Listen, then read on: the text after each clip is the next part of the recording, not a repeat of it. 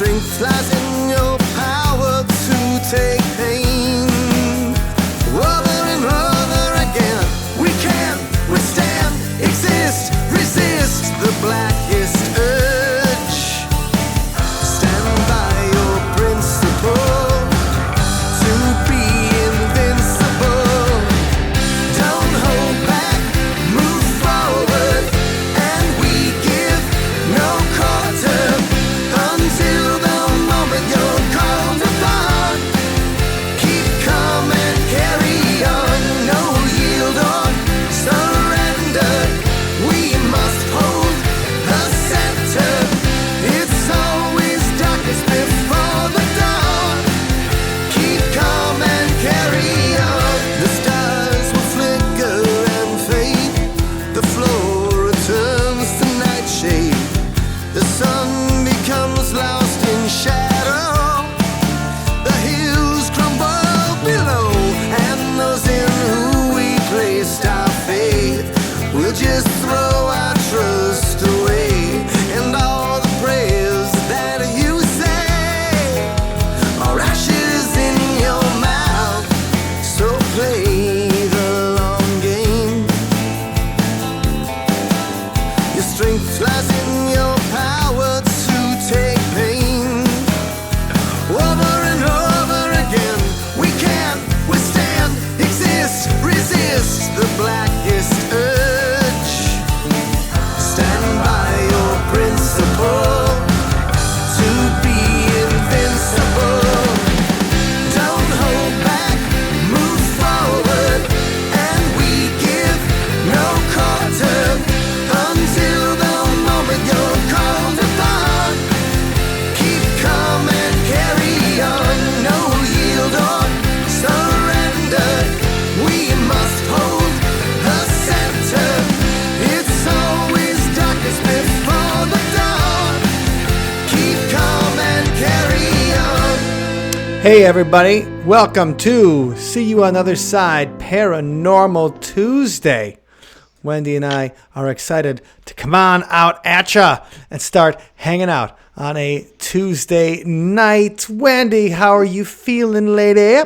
Greetings. I'm doing great. How are you?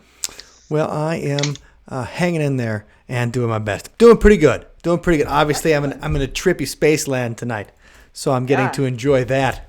Nice and colorful. I like that. Yeah, well, colorful for about the grayest day possible today. Today was the kind of day where you couldn't, it did, like the sun never shone.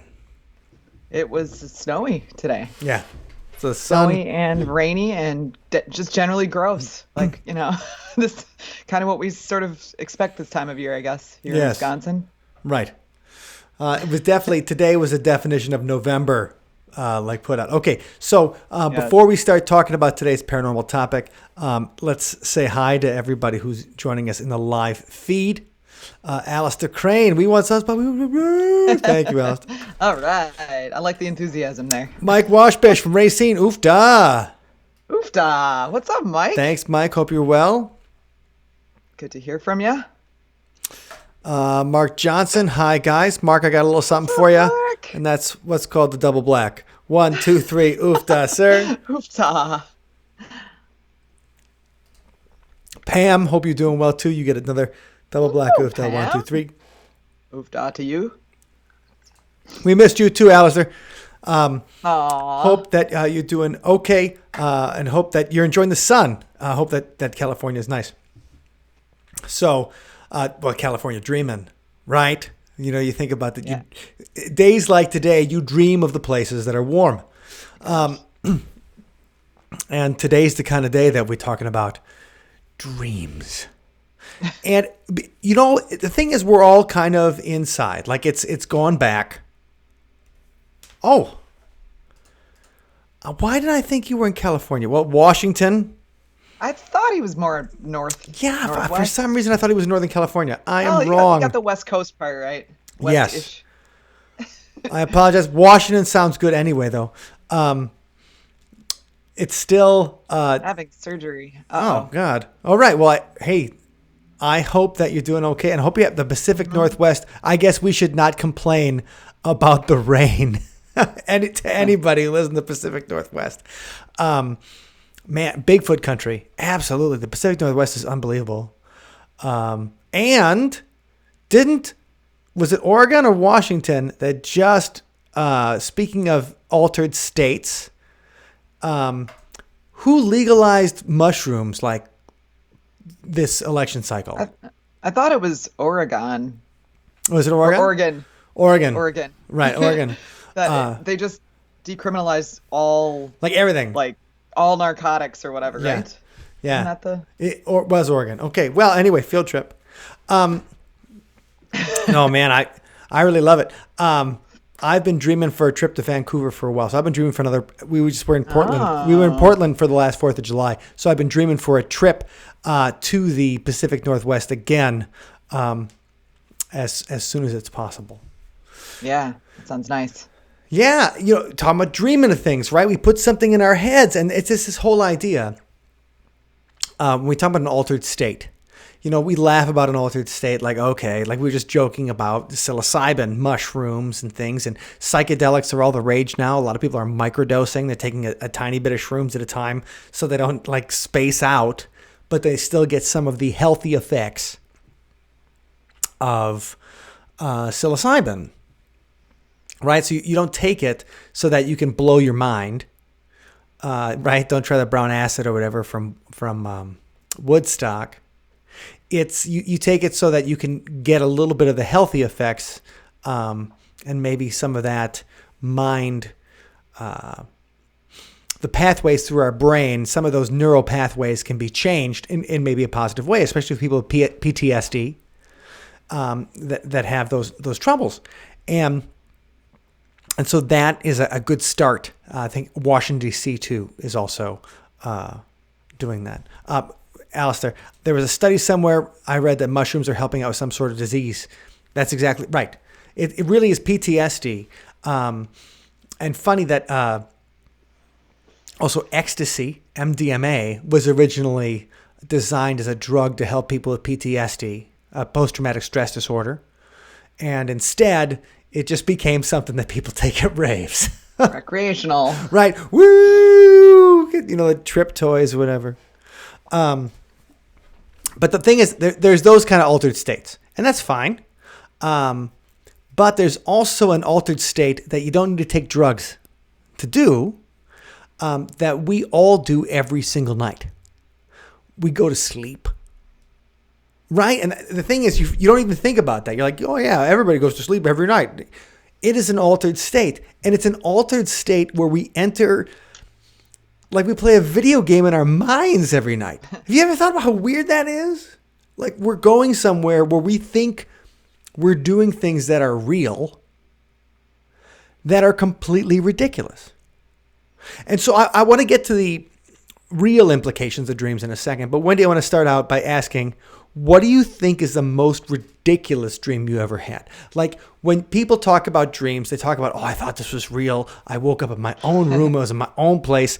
But there's also dreams that you're like, how did this exist in reality? Like this so far out of reality. The fact that I was inside that dream and I thought that it was kind of real makes me wonder a little bit my own sanity. What's your craziest? I have had, it's hard to recall. That's the weird thing. It's hard to recall the most crazy. But definitely my favorite weird ones involve flying. Okay. And usually it starts out with like some levitating, and it feels very real, to where I'm even like, okay, I got to focus, and then I just focus really hard on lifting up off the ground, and then it just starts to happen, and then pretty soon I'm soaring through the air. Okay, right on. And I'm kind of like a little bit questioning, this is weird, but not totally. Like it feels, sure. When you're in the dream state, you're in it and you're believing it, and so that makes it extra strange. But yeah, those are probably my favorite ones. I mean, I know I've had plenty of bizarro, like, people like merged with animals and that kind of just, like synapses really, really doing weird combinations of things. But off the top of my head, the flying one's probably the best, most unique. Because you can't fly in real life, right? Right. So you're like, what? I don't think so. If all of a sudden anyway. you're flying in your dreams, you're like, holy crap, I'm Peter Pan. Right. My wife's strangest dream, and she loves telling this story, is that when she was in high school, she had a dream that she was giving birth. Wow. So she's in the hospital, she's That's giving birth, intense. but the father is a human-sized shrimp. What? Yes. In fact, she just told us, we were hanging out this weekend with some, and she just told this story again this weekend to people that never heard it. Oh my God. And they're like, what? That's great. She's like, yes, a human-sized shrimp. And he was in the room with her while she was giving birth, like giving her encouragement. And she remembers his Amazing. brown pants. She's like, oh, he was wearing brown pants.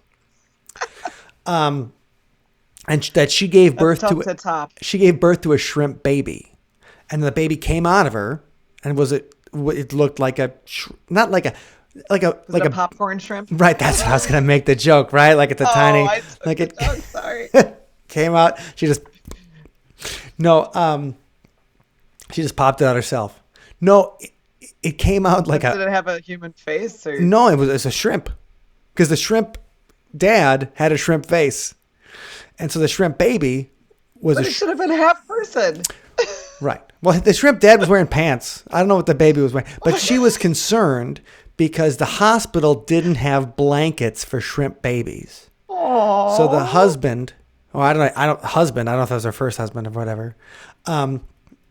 The father of her shrimp child had to go out and go to the store and get blankets that would work for a shrimp baby. And sense. she's like, I it didn't mean- feel weird at the time. But I woke up, I'm like, that's a weird dream. Yeah. That is a weird dream. And I'm like, yeah, yeah, you got me. That say. is a pretty weird dream. And I'm not sure if I talked about this in the podcast before, my weirdest dream. Or, I mean, I've had a lot of weird, strange dreams. But the actual weirdest one that I thought was plausible while I was in it was that this is when I was a kid, maybe 7 or 8 years old. And in the dream, my mother had died. And my father had gotten remarried. And he'd come home with his new wife. Oh. And his I new remember wife, this one. his new wife was B. Arthur. And I'm like, I don't What? even want to know. and this is I don't before even Golden wanna Girls, ask a so it wasn't psychiatrist what that it could wasn't mean. even good enough to be Dorothy. It was when she was Maud, and Maud's such a combative character. I hated that show because everybody was just fighting all the time, and so my mother had died, and my father had Oh, my remarried goodness. Maud, and Wow. I was like, oh no, because I just like, now our house is going to be fighting all the time, just like the You are Maud show. deeply was. disturbed. I didn't realize at the time how exciting it would be to have Adrienne Barbeau as a stepsister, like she was in the TV show. But no, it just was such a weird thing. And then I woke up and I'm like, oh my God, thank God that was a dream, because the worst thing I could think of was having B. Arthur as my stepmother. And I'm sure she was a lovely woman, but I hated that show so much in the way that everybody was always fighting. I thought there were funny jokes and stuff, but I didn't like the show because everybody was always fighting, and it made family seem like a horrible thing as like a 6-year-old. So that was like the weirdest. Like, okay, that was a weird dream. If anyone has had any particularly weird dreams, feel free to stick them in the chat. We'd love to talk about them. Alistair said he woke up one time in his closet, and that's just like a sleepwalking kind of thing. And I have done that. I had one time I woke up in the middle of the hallway, and this is my parents' house, and I was screaming. Wow. That's scary. And I didn't even know what I was doing. I was just like, ah! Your poor parents. They must have really been My scared. parents are shitting their pants. Of course they're shitting their pants. The kids in the middle of the hall screaming in the middle of the night. It's not a very pleasant thing. But I used to have a lot of night terrors and weird stuff. We talked about this in the podcast a lot. So, Wendy, have you ever sleptwalked, though? Have you ever like woke up somewhere? I mean, have you ever gone to bed sober and woke up somewhere? Woke up, you didn't realize where you were when you woke up again. No. Okay, that's lucky. Thankfully, no. I stay put. Okay, That would freak me out. But that kind of like stopping our muscles from moving is a very important thing. Have you ever seen a dog fall asleep and they're like pretending to chase something in his? Oh, it's so cute. Right. Yeah. But if we didn't do that, then we'd wake up in the middle of the night, like the thing is, I've had so many dreams with zombies. I had one last week, and I had to take a screwdriver and I had to put it in a bunch of skulls of things that were attacking me. That's grotesque. Yeah, I was gross and bloody and stuff all over my face. Obviously, it's not a pleasant thing. And taking a screwdriver and it was very visceral the way I had to dig through and punch. And there's no way in hell I could punch through a skull with a screwdriver. Oh my God. So it's obviously this is a dream. But if our muscles didn't stop us from moving while we were dreaming, then it would be very bad in my house with those kind of hyper violent, scary dreams. And also, Chuck, real quick, do you dream in color or black and white? I remember color. I remember my dreams in color. So I think that it's a good question, though. Yeah, because you don't think about it while you're in the dream. You don't think about hey, the world is right, colorful, or what's been, what are we activating? Because the thing is also time dilation in dreams is something that happens where that's from Inception. They do that, right? So the dream inside a dream inside a dream, the time is different in each of those different layers of the dreams. Right. So that's that kind of thing. So color could be different. Time is different. I've talked before how I've if I had a radio playing in my younger days, I would sleep with the radio on, and then I would hear a song in the dream. I'd hear the whole song, and I'd wake up, and it wouldn't even be through the first verse. So weird. So I would hear the whole song. I'd be singing along to the song sometimes, and then I wake up and be like, oh, we haven't even got to the first chorus, and I read the entire song in my head. Yeah. So time can be almost anything when you're talking about that. So there's that idea of dreams, the personal subconscious, and that's a very Freudian thing. Obviously, my mother being replaced by B. Arthur has something's going on. Has some Freudian implications that we should perhaps that I should think over or journal on. My wife having a child with a crustacean is something that she might want to talk to somebody about. And maybe I got to keep her away from Red Lobster. You know what I'm saying?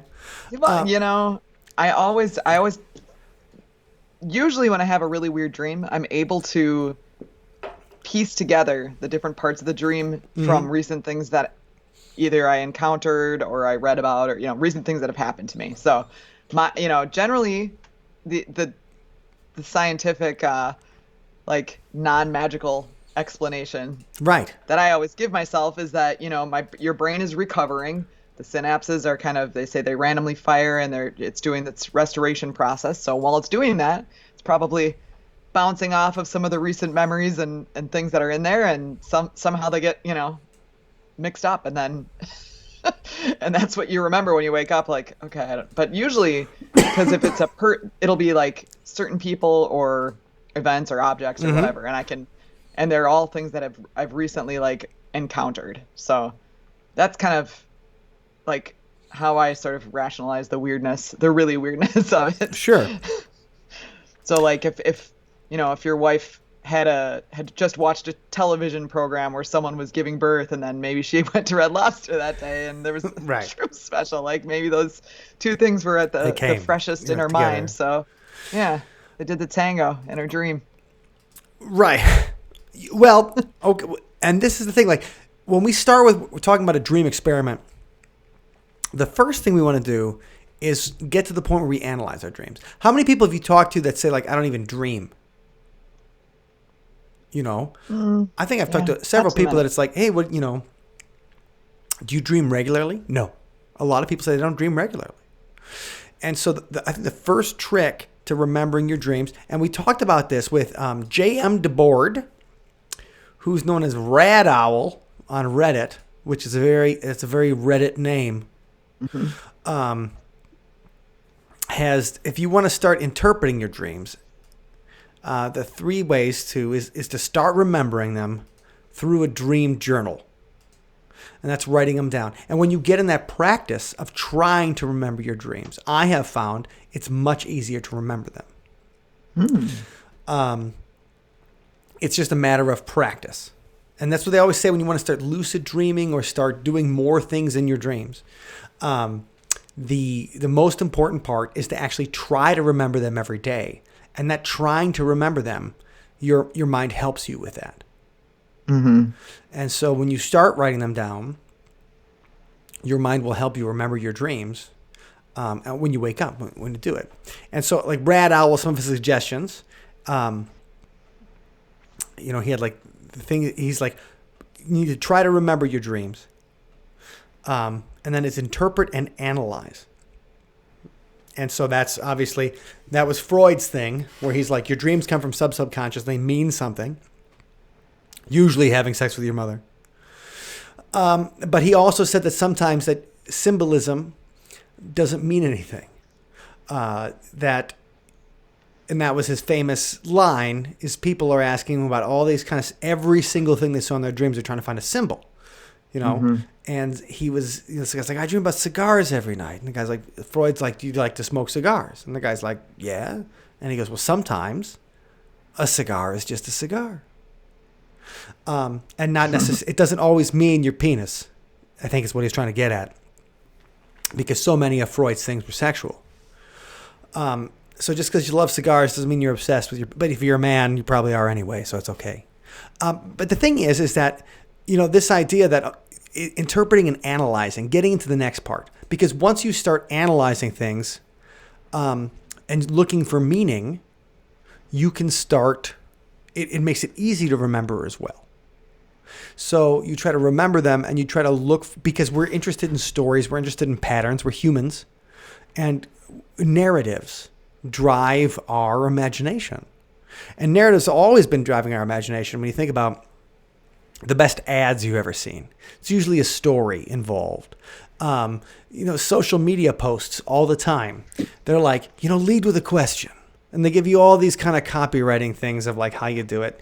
And that's why you see so many, you know, posts that will give you the beginning of the story and it all of a sudden sparks some kind of interest in your mind. And then you're like, okay, I got to read the rest of it. And it's often something that's recognizable. Like you think about clickbait. You look at somebody from like, it's like, you'll never believe what this star from the 1990s looks like today. And you see that, you're like, oh my God, they're so irresistible too. It's embarrassing. Of course. And you always click on it. You're like, well, I want to see what Winnie Cooper looks like today or whatever. So you click on it and then you have to go through 30 different slides and ads. And then all of a sudden you're like, yeah, Winnie Cooper's still hot. Nice. But it's those questions. They put the question in your head. We have a story. We are narrative based. So when you try to put that kind of meaning onto your dreams, they automatically become more important to you and more special to you, and then will occupy a bigger place in your life. And then, according to Rad Owl,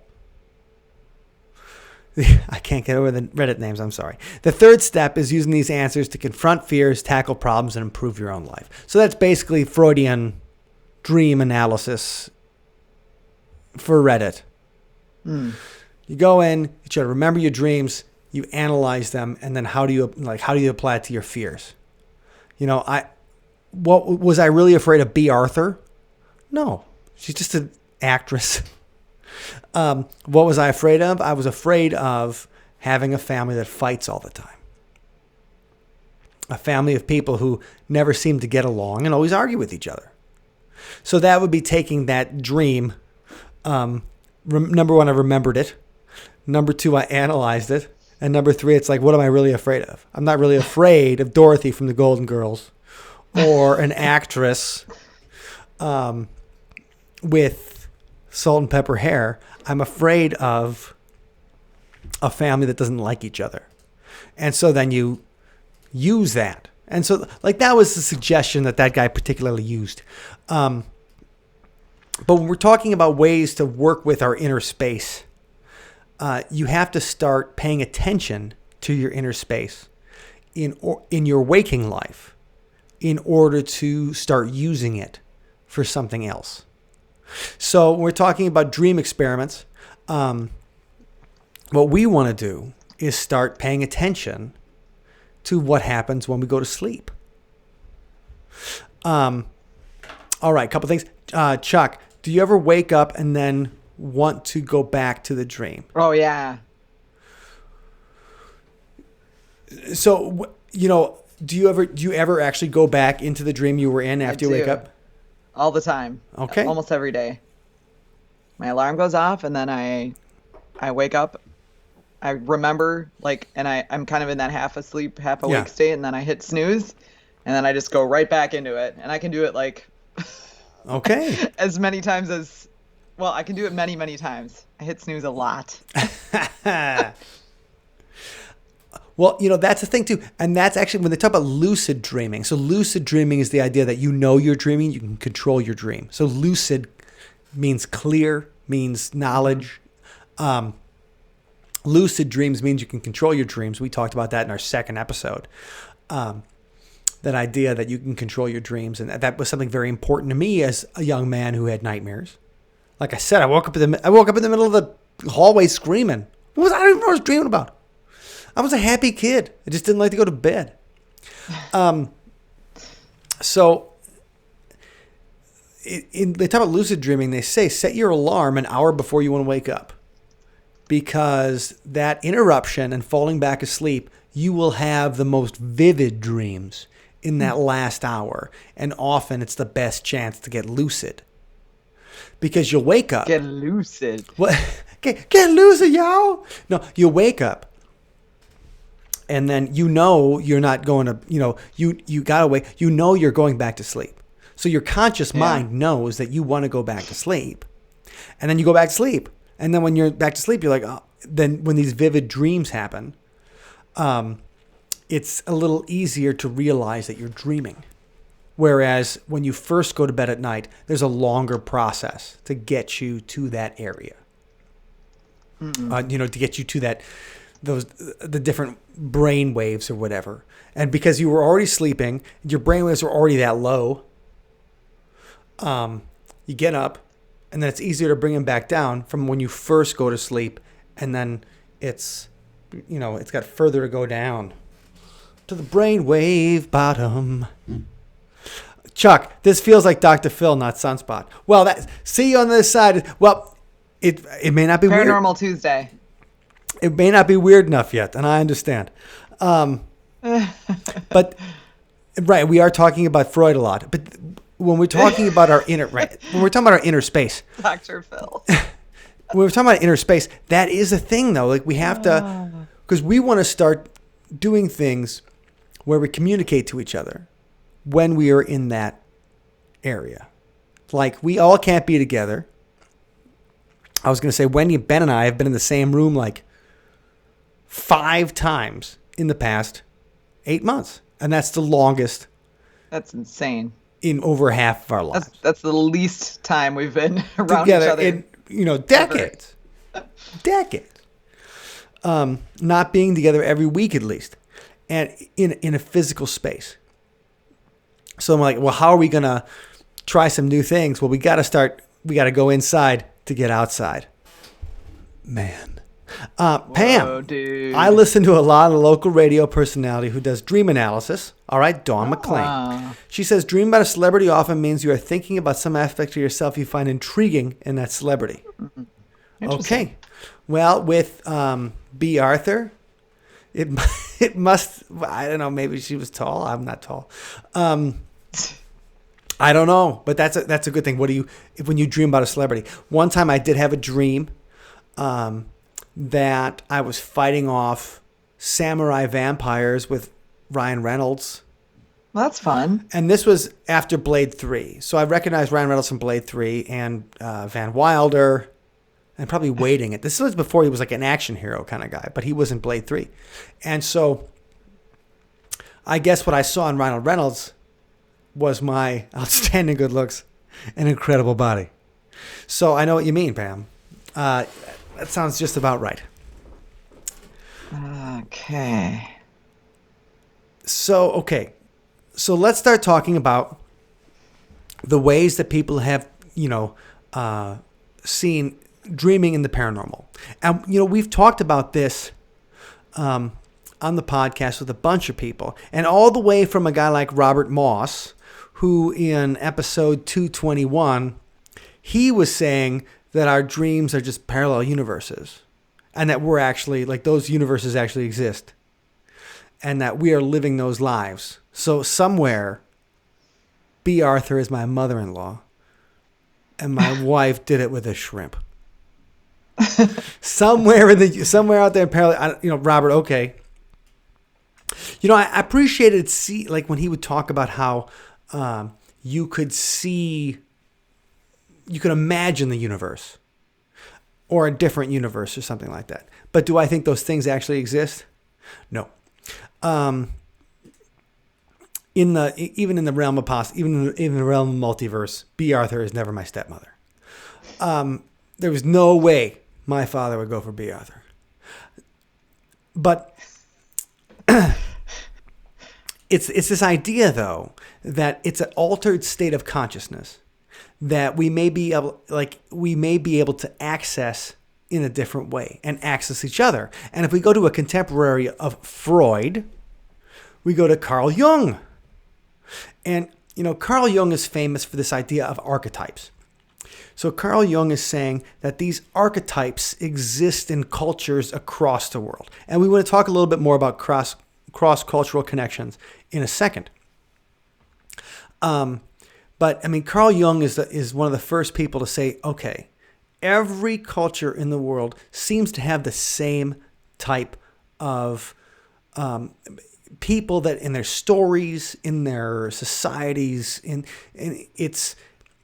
the hero's journey. He would talk about that. A young man and a mentor, or young man or woman, and they find a mentor. They have to defeat a great challenge. Come out as a hero, and it's all these. So storytelling and what we see as these archetypes. He called them the archetypes. The wise old man, the great mother, the tree of life. He's seeing that in all these different cultures, and he calls it our collective unconscious. So Freud is saying it's our personal unconscious, that where we go in our dreams, we're seeing the cigars and the trains keeping go through the tunnels and, the same kind of stuff that Freud in his very reproduction-oriented, sexual-oriented. And Jung is more about here are the elements of society, or elements of human society, and no matter what kind of society you are in or where you are in the world, even if your cultures have not crossed, they seem to have the same kind of people, that humans seem to fulfill the same type of roles in each other's lives. And he called that the collective unconscious. Here's how he described it in a lecture. In addition to our immediate consciousness, which is of a thoroughly personal nature and which we believe to be only the imperial psyche, there exists a psychic system of a collective, universal, and impersonal nature, which is identical in all individuals. This collective unconscious does not develop individually, but it's inherited. It consists of pre-existent forms, the archetypes, which can only become conscious secondarily and which give definite forms to certain psychic contents. So that's this idea that we form our personalities, we form our ideas about the universe out of all these things that are pre-programmed into us. It also means that we share a lot of the same kind of ideas, particularly in our unconscious state, our dream state. So if we share all these ideas and we share this kind of native DNA of of unconsciousness, this idea of archetypes, of symbolism, of the way humans interact with each other, then maybe we can find a way to tap into the well that all humans kind of drink from. Yeah. And if we can tap into the well, can we talk to each other outside of when we're sleeping, basically, in altered states? And so we can't all get to Oregon, like to drop shrooms in like a forest or whatever, or Washington, D.C., to drop shrooms at the Capitol.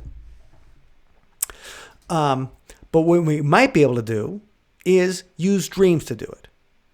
And so that's what there's a scientist named Dr. Stanley Krippner, and he is from Wisconsin, grew up in Fort Atkinson, went to the University of Wisconsin, then went out and lived in New York for a long time. I believe he lives in California now, and he's 90 years old. But what Dr. Krippner was doing back in the 1960s at the it's always so hard to say it, Maimonides Dream Institute was trying to see if they could talk to each other inside their dreams. And one of the ways that they were trying to do it was at a Grateful Dead concert. And so, we want to talk about that in a second because for this week, we want to try to do a dream experiment with you guys where we are modifying what they did at that Grateful Dead concert. And so, Wendy, you were saying that George has some cool stuff in the See on the Other Side comment stream that we're not seeing in the Sunspot stream? Yeah. Find it on my windows now. Yeah, no, he was saying that his dreams seem to mix books, movies, and people he knows. Mm-hmm. And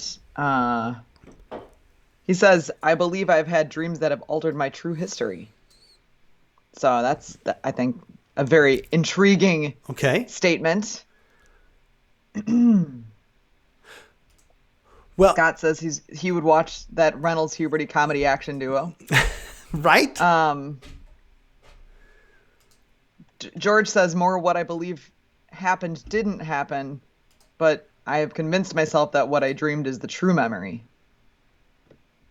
Okay, that's I don't even think that's unusual.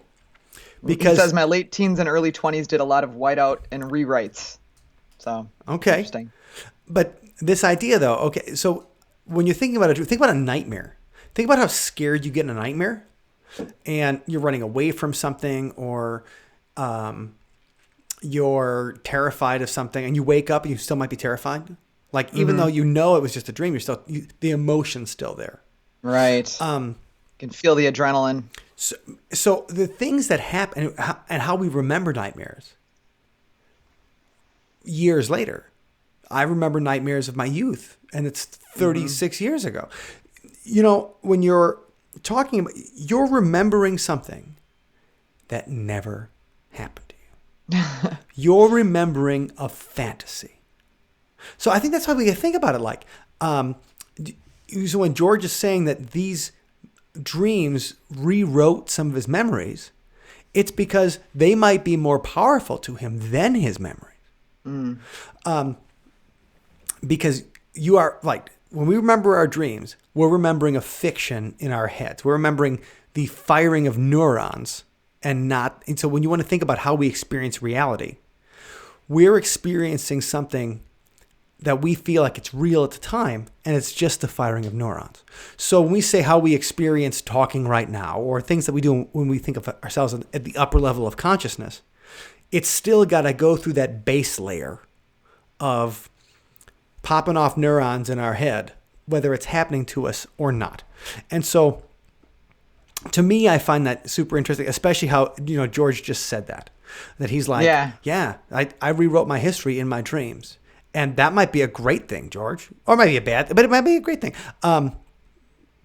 Mark's like, it's interesting no matter what. yeah, maybe that's how the Mandela effect works. Multiple dreams, people dream the same dream, collective unconscious, and they convince themselves it's true. Well, makes sense. Because you might be remembering something in a dream, and it is true to you, because it still happened to you through the same neurons that regular things happen. You still see it through the same optical neurons that you see light that I'm looking at Wendy right now through. And Wendy, when we're in dreams a lot, mostly we're at shows where people ask us to play songs we don't know. And it's always like, okay, can we fake it? And then we try to fake it and it goes miserably, and then I wake up and I feel bad. But are they songs we don't know that we like or we don't like? That's the They're question. never that we like, but for some reason we agreed to do them. Dare to dream. So that's our collective, right? That's our collective unconscious. So, all right. One of the things we talk about Dr. Krippner, and, he's got this great article that he wrote about saying that everyone who dreams partakes in shamanism. And the reason I think it's so interesting is we always think of these shamans like these special holy men who are more in tune with nature and the spirit world and all these kind of things. But is it really that they're more, that they're special, or that they're just paying more attention to it? And so if we can pay attention to our own dreams, can we also engage in those kind of things? One of the things that we were, like George said in his comment when he was talking about his changing his history through it, or also being influenced so much by those dreams, that goes in this particular article. Dr. Krippner talks about these different Indians that he'd met in Brazil, and how the Guarani Indians in the southeast part of Brazil also have a venerable dream tradition. The tribal legends hold that in primordial times, native people divided themselves into three groups: the people of the sun, the people of the moon, and the people of dreams. The Zavante and Guarani are members of this latter group. Some communities hold dream circles or morning dream sharing sessions. Often a dream is shared that begins to give direction to the daily life of the village. And it is not necessarily the dream of a shaman. It could be the dream of a child. And that dream could introduce a new direction for the community. And so he's talking to these different wise men and holy people of this tribe. He says, in April 2004, I met, I can't say this guy's name, Joao Guarani, who was a member of this tribe. He invites a few of us to a temple for a lengthy ceremony. And his assistants sing traditional songs, and then they pass a variety of mind-altering substances around in a circle. Woohoo! And he says he expected to hallucinate or to experience intense visual imagery. But instead, the effect of these substances was only to induce clarity of thought that lasted for several days. And they were using this substance or whatever to kind of enhance thinking capabilities and to discuss their dreams. And they're using the method of analyzing their dreams. And they're not, these people the Guarani of Brazil or whatever, aren't Freudians, let's say. They're not Jungians. They're not going back to like early 20th century psychology traditions. They're doing it because they've done it for centuries. And so in that paper, he gives like 3 or 4 different examples of how just tribes are dreaming, and they're using those dreams to guide things through analysis and through discussion. They're using that. So it's together. So the dreams they also shared together. So I thought that was really interesting because it's showing that different cultures had mastered this dream interpretation thing a long time before Freud was talking about cigars, and how, I'm not one of those to rip on European civilization and all that kind of stuff. I think it's great.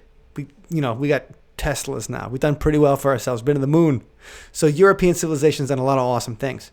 But this does seem to be a case where a little late to the game when it comes to analyzing dreams. When, different cultures they don't got cars or bikes or whatever, but they certainly have an understanding of themselves that can come from it. Pam, maybe you are remembering the real memory in a time slip. Well, that would be the idea that you could be remembering something from a parallel universe. The parallel universe would be Arthur falls in love with my dad. Or right? Or that shrimps can do it with women. Or that Wendy can fly. But there could be little... I do believe that you can see something in dreams. You can tap into something. And that's because I've experienced, and I've talked about this in the podcast before, that I had a precognitive experience in a dream. Was it complex? No. It was simple as I was having a snowball fight with the neighbors at Ben's house, at our guitar player's house, and I saw Ben take out a red circular sled to defend himself as a shield from the snowballs. And I had just... As you do. Yes. But I had never been sledding with Ben or anything like that. And this was in the summer, I had the dream, and 6 months later it happened to us. It also, I was in the middle of a different dream. Like we were saying, you go out of a dream, you come back in, you go back out. I was in the middle of a different dream. I went out to the snowball fight dream, and then I went back into the other one. And I'm like, that's funny. I guess I'm scared about winter, or I was thinking about I guess I'm worried about snowball fights with Ben's neighbors who were kind of dicks. And then it happened in real life. And I was 12 years old. I'm like, I know this is happening. Like I've done this before. That's weird. That's weird. Funny. And so, sure, that could be my imagination or whatever. That could have been easy to predict. I could have been walking through Ben's garage and seen the sled. That's not a weird, but I do think there's something to it. And the reason I mentioned Ben is that Richard's like, is Ben going to be doing it too? Maybe we'll tell, that's actually a good idea, Richard. That would be great. Yeah. So I'll tell Ben to see if he can remember any of his dreams over the next week to write it down. Because we'll get into what I'm hoping that you guys will do in the next week. But first, let's do a song real quick. Let's jump into, our most dreamy video. And this is from 2009 when Wendy and I were 22. I believe we both both turned 20. We'll go with that. Both turned 22 in that year. Good looking 22. And so this is a guy I want to. The book just came out by a guy named Robert Gorman about sleep paralysis and why he thinks that the entities people think in sleep paralysis are not just dreams, but he thinks they're real. Anyway, I just picked it up on Kindle though, so we're going to talk more. Nick Redfern sent out the link about it, so we're going to talk to Robert about that sometime in the future, about the weird things that might be happening when you wake up. But this song is about sleep paralysis and the hypnagogic trance as you are in that liminal state between dreaming and waking. And let's see how he looked at 22.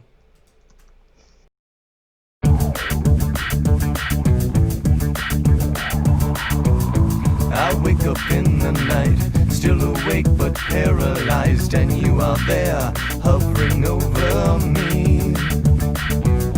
I can't believe my eyes, trusting myself is unwise, but there you are, hovering over me. My better nature tells me this is a fairy story. Without trying, I can feel you. An undigested bit of beef that brings back animal teeth. And in this moment you are here. When you dream of my invention, cannot conform to comprehension. Lost in hypnagogic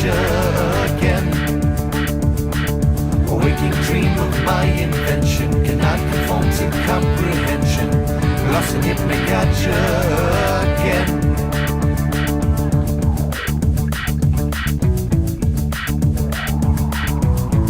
These animated figments, ambiguous in their malignance, have opened up a portal over me. Wondering if these phantasms are weighing all my malefactions, and are they here for my reckoning? A chance to recreate the circumstance of my mistakes, to speak the language of the speechless. In the shadow of moonlight, is this the way to make things right? Or you the core of my weakness? Of my invention cannot conform to comprehension. Lost in hypnagogia again. A waking dream of my invention cannot conform to comprehension. Lost in hypnagogia again. Immobile and be dazed by the look upon your face. I am both in awe and terrified. A moment to connect with one I had on such effect. What urge do you need satisfied? Apology or a decree, some rare form of alchemy, some otherworldly threat, something that hasn't happened yet, or just some subconscious scheme to straighten out this Philistine. And it's only a dream. Better nature tells me this is a fairy story. Without trying, I can feel you. In the shadow of moonlight, is this the way to make things right? Or in this moment you are here?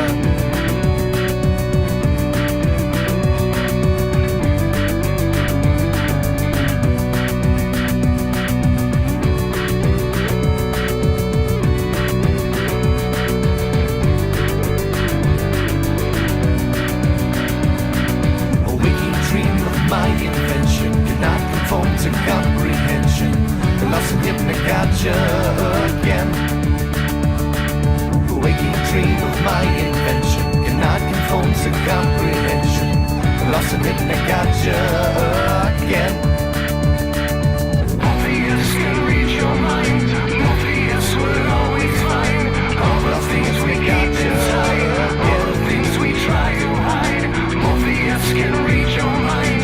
Morpheus will always find all the things we keep inside, all the things we try to hide. Morpheus can reach your mind. Morpheus will always find all the things we keep inside, all the things we try to hide. Morpheus can reach your mind. Morpheus will always find all the things we keep inside, all the things we try to hide.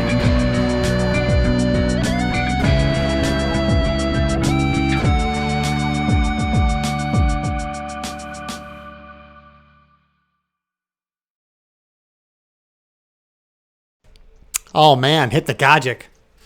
You know, I have not watched that entire video in 10 years. So that's a pleasure to be like, who are those people? That was fun. That was fun. I think I still have those masks. Yeah, right? And wore. all the face paint and stuff like that. And They're in my costume tub. So it's that idea, though, that, you know, you're in an altered state. And so like that particular song, Hypnagogic, is that idea that in your dreams, you're being chased by the things you messed up. Morpheus can read your mind. Morpheus, the god of sleep, not just, obviously, the red pill guy from the Matrix or whatever. But, you know, and so you never can escape the thing, you know, the things. And so even if you don't think about those things in your waking life, they'll get you in your dreams. But, oh, Sharon sneaking in late. All right, Sharon. Well, a 1, 2, 3. Hey, Sharon. Oofda to you, Miss Sharon. Oofda.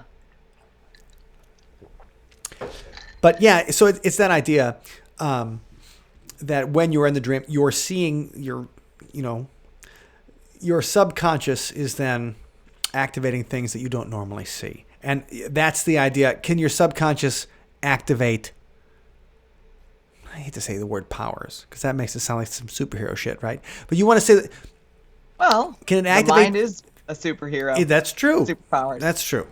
Can your mind activate things that normally you can't do because it's your subconscious? Yeah. And that's this idea of trying a dream experiment because we can't, like right now, nobody's going to any haunted places, at least not in our area. In Dane County, it's not happening. And so let's start looking at different ways that we can explore the inside of our mind. And, we're not going to drop acid or whatever on the air.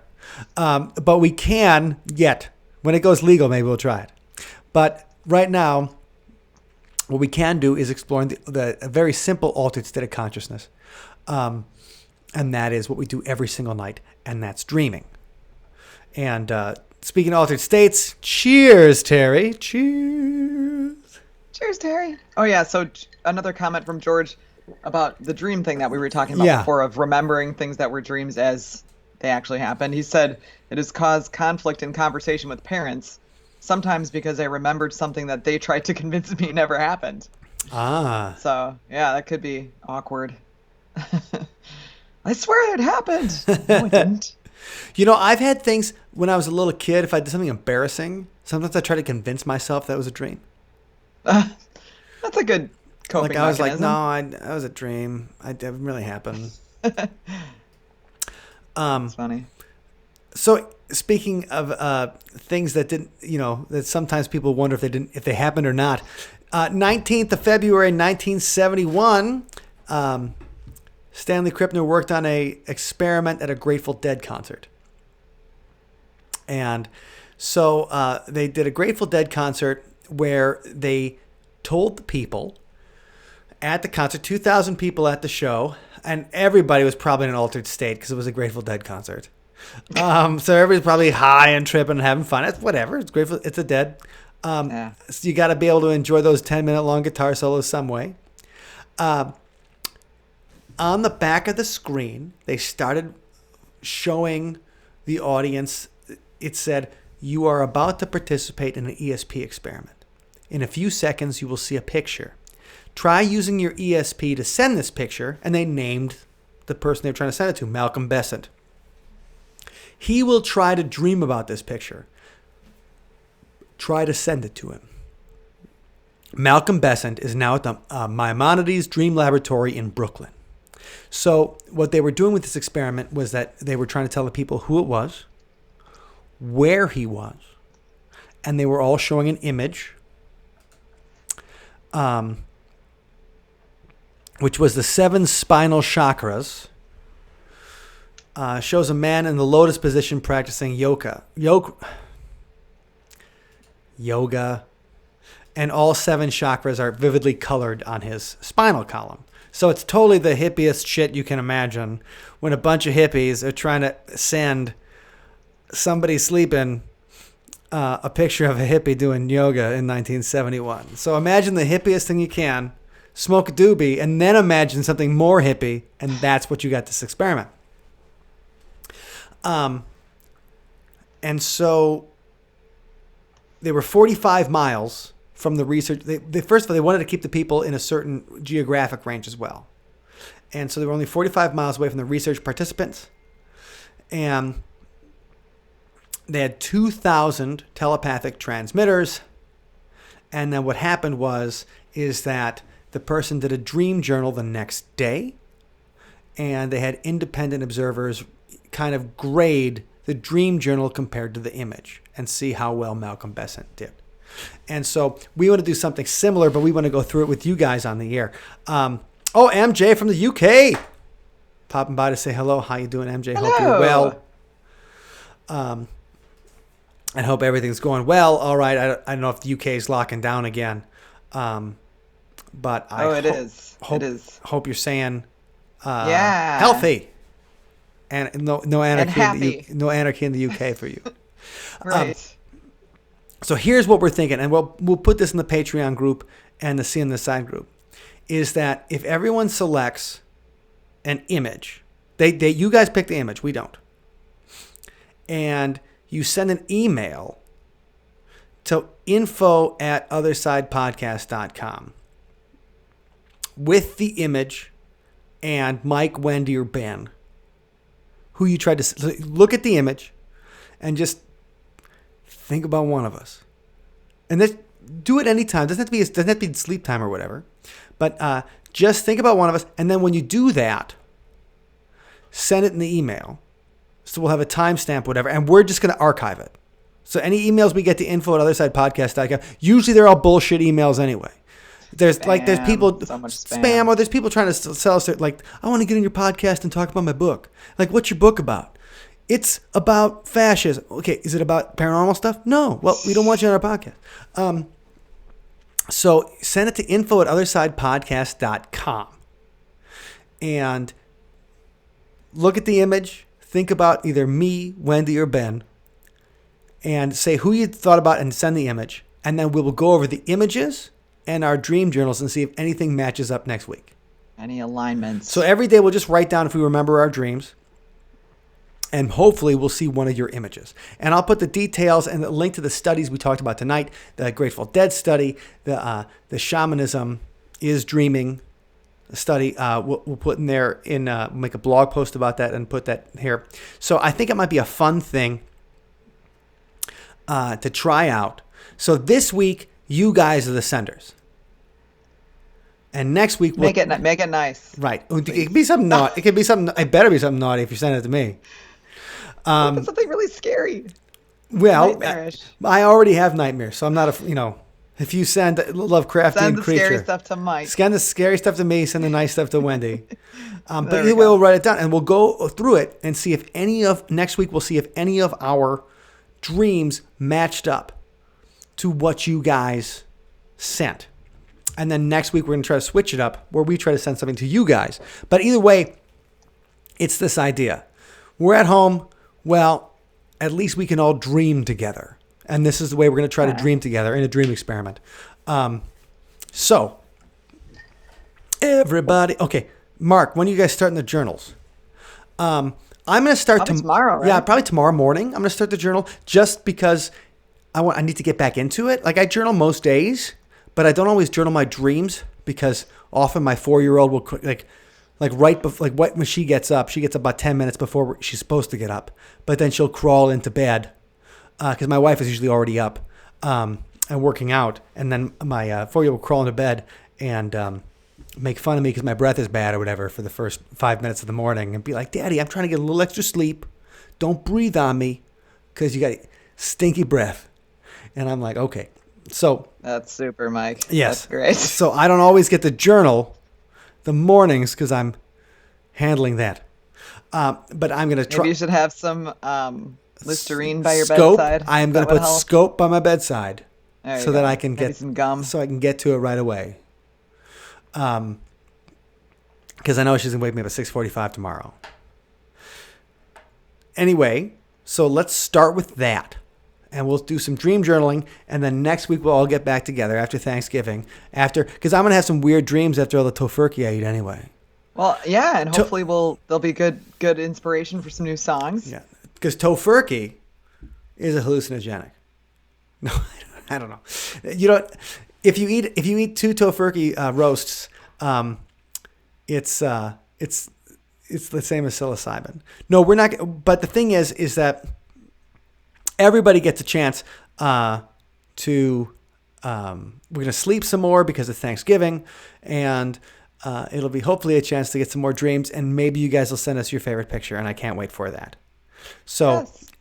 Terry, Altoids. Altoids have gelatin, so I don't eat them, but I appreciate that. But yes. Those are powerful, though. They are curiously strong. That is true, Terry. No, I just can't help it. The morning breath, halitosis monster gets me in the morning. Okay, so for anybody who hasn't had a chance to or doesn't know about this, we got a Patreon, patreon.com/sunspotmusic. If you guys are interested, please check it out and help support the kind of fun stuff we're doing every week. This week, there's not going to be any new music because obviously Thursday is Thanksgiving, but we'll be back next week with new songs, psychic experiments, and a Thirsty Thursday night for drinking. So anyway, we appreciate everybody hanging out with us tonight for discussing dreams. And Laura, will you try to keep it kind of how many participants? Absolutely. So we will go through everybody that sends us something to info@othersidepodcast.com. Everybody that sends us, like, we will talk about that next week. That's a good point. So, and also the idea, I guess right now we're not controlling with one image. We're trying everybody have their own image, and maybe that's too open. But since we're not going to submit this to a journal or whatever, it's okay. We just want to try to get in this idea that we're doing something where we're going to try to track the results of the experiment. And we're going to do the results of the experiment with you guys so that we keep it honest. So we're not just saying like, we saw some crazy stuff, man. I can't believe my dreams totally matched up to the picture of Eddie Van Halen you sent me, dude. I dreamed I was watching the video for Jump all night long. We're going to keep you honest by revealing these things online with you. So fantastic. All right, MJ, have a great night, guys. You too, MJ. Get some sleep because it's 3:00 in the morning over there. So you get some rest. Late. You get some rest, but we hope you're well and safe and happy. Terry, thanks, guys. Rocked you all day at work. Musical therapy. Aww, Fantastic. Terry, so sweet. Mark, I think I will start dream journaling too for the pure hell of it. Sounds cool. It is cool. I did my first dream journaling in 2004. And I did that regularly for a few months and got into the habit of it. And then I started working on lucid dreaming. Seriously, more than when I was a kid. And it was a lot of fun. So everybody out there, we guys hope you have a great week and a lot of fun. And Wendy and I will see you in our dreams. Happy Thanksgiving.